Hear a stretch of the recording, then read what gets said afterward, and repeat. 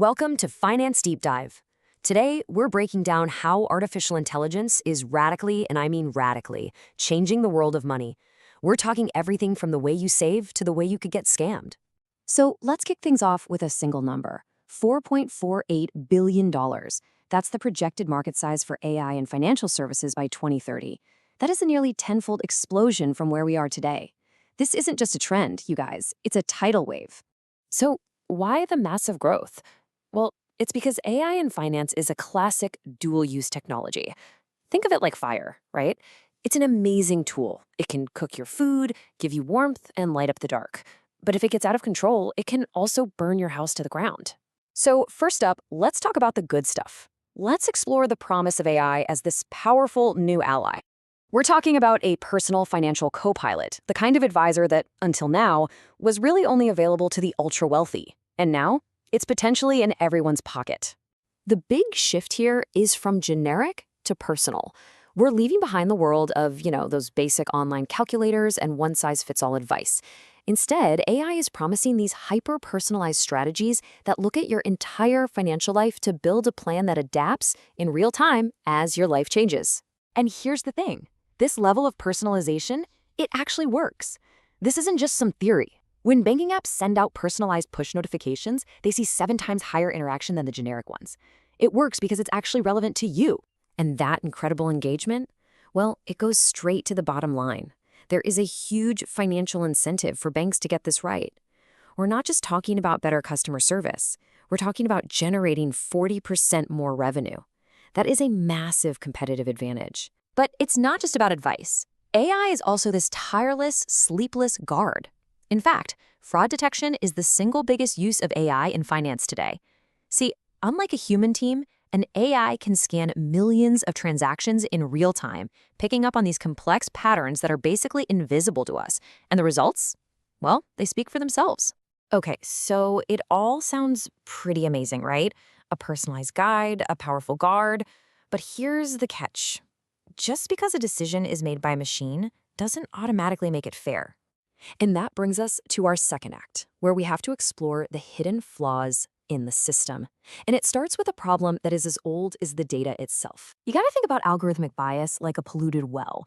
The AI model itself is just the pump.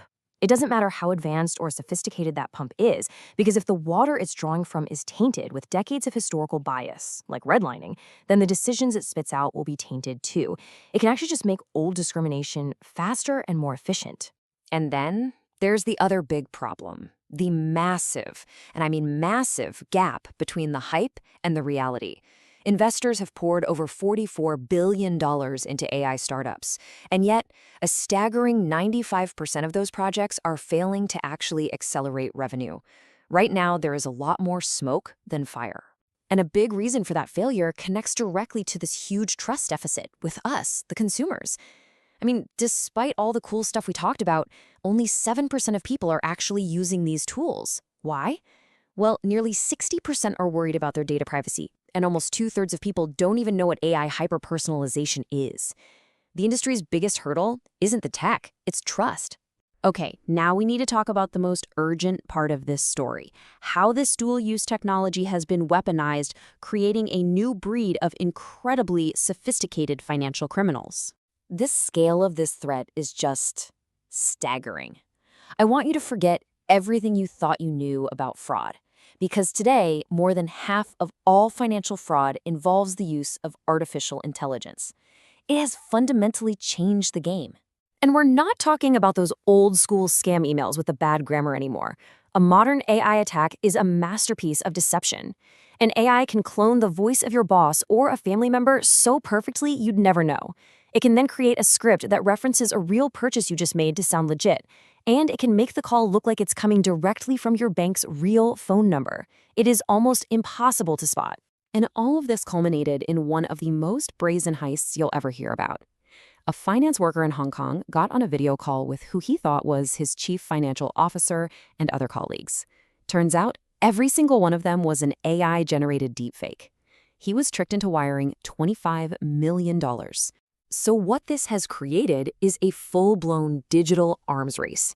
Banks are now using their own AI to fight fire with fire, building up defenses to stop these attacks.